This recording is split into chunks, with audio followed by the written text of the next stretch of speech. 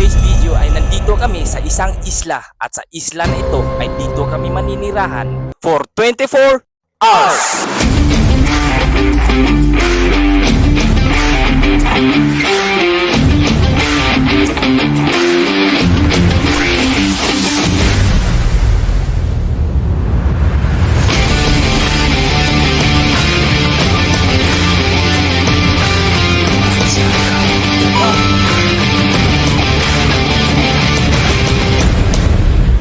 Let's go guys. Ay kalibutan. In this challenge, I prepared 3 important things. Ito ay ang emergency equipments, food supply at ang shelter equipments. So before namin ito makuha ay may challenge muna kami na dapat gawin. At ito ay ang makahuli ng isda. Sa bawat isda na makuha namin ay pwede kaming mamili sa dalawa. Ang shelter equipments naman ay makukuha lang sa pinakaunang challenge na gagawin. At ito ay ang kailangan kong mahanap ang ipinatago ko sa kanila na fishing equipments. Siyempre guys, hindi ko pinaalam sa kanila kung ano ang purpose ng pagpapatago ko nito. Para naman mas challenging ang task na gagawin ko. Dito ay sinimula na nga nila ang pagtatago ng fishing equipments.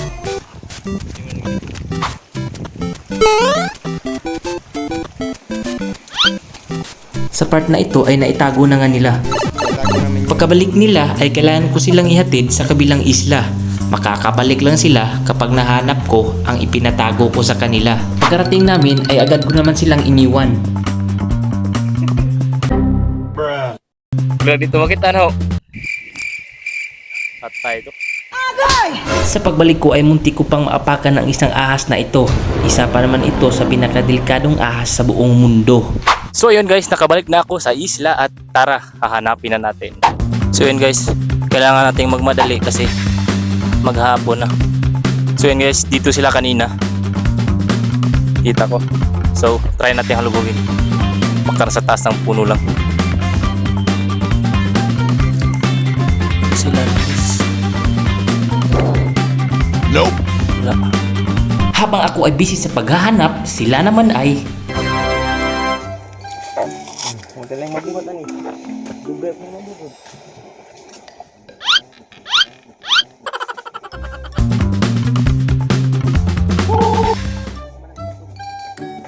Guys, maging mo kami ng ano, balance. Uy.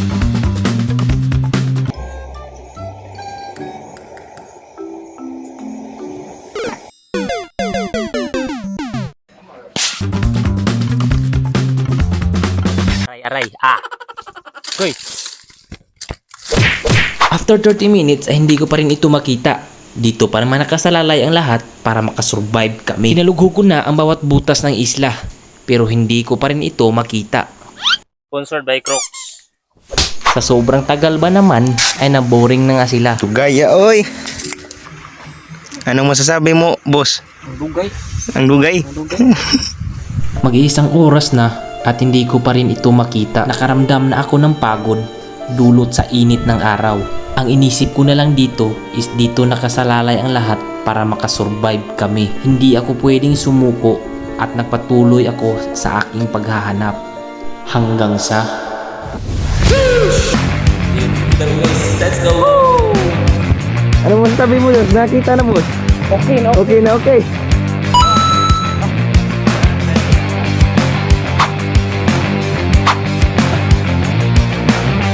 O, dito yun guys.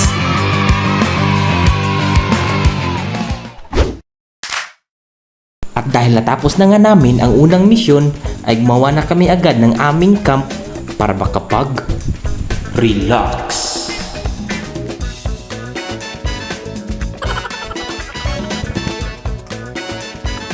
Pagkatapos namin magpahinga ay nagdesisyon na kami na manghuli ng isda. Kailangan kaming makadalawa para makuha namin ito at ito. At syempre, para na rin may ulam kami mamayang gabi. Unang try pa lang namin ay nakakuha na kami agad ng isa. At ang una naming pinili is ang food supply. Ito talaga ang una naming pinili sapagkat kung sakasakali na wala kaming ibang mahanap na pagkain ay may food supply kami. Buti na lang talaga dahil di nang tagal ay nakakuha na rin kami ng isa.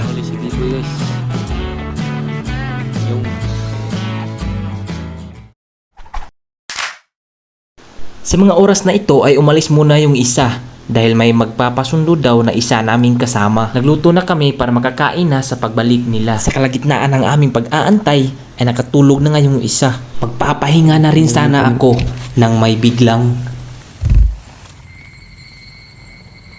Ang ba? Tahu lagi. Sila am sur ni. Bukan nicit mo ni. Tarta. Belum na ginawi. Ang akala ko talaga dito is yung kasama namin na nagsundo. Pero imposible naman dahil hindi ito ang daanan paakyat ng isla. Tahu na bino. Tahu. Sila no. Udah nagapa to. Patagal ng patagal ay kinakabahan na talaga ako. Iba-iba na ang pumapasok sa isip ko. Hindi ko alam kung tao ba ito, hayop, or mga nilalang na naninirahan dito.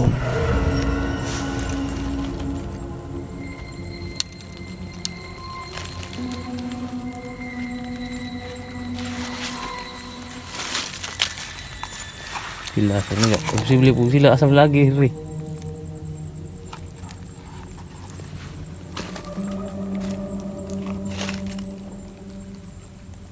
Wah lagi boy.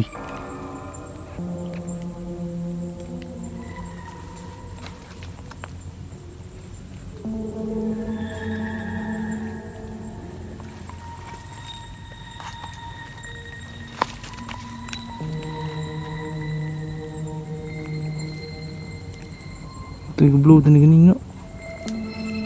Trek.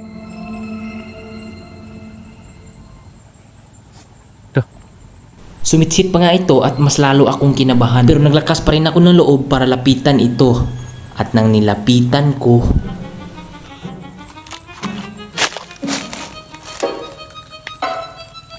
Blue na. kakilala lang pala namin na nangingisda.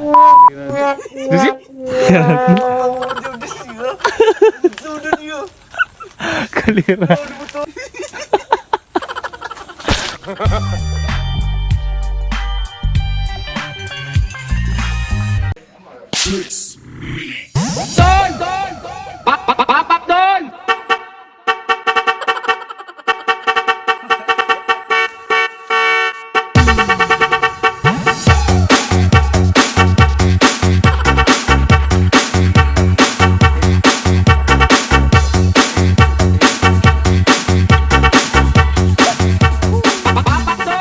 Tarabi.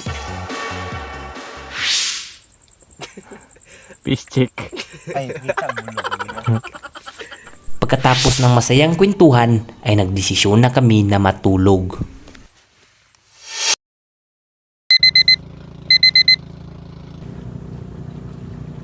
Dahil nga sa sobrang pagod ay late na nga kami nang gumising. Agad ko namang pinuntahan ang pinakataas na parte ng isla para tingnan ang view nito.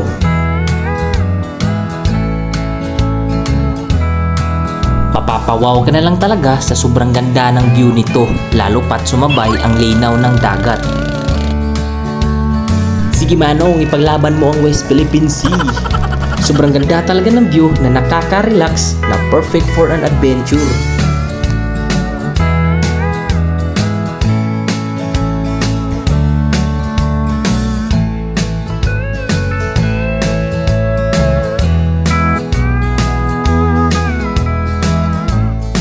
Namingwit na rin ako saglit para may maiulam kami. So yun guys, dalawa nga lang aking nakuha pero pwede na ito para maitawid ang aming gutom. Agad na kaming kumain at pagkatapos ay in-enjoy na namin ang mga natitirang oras.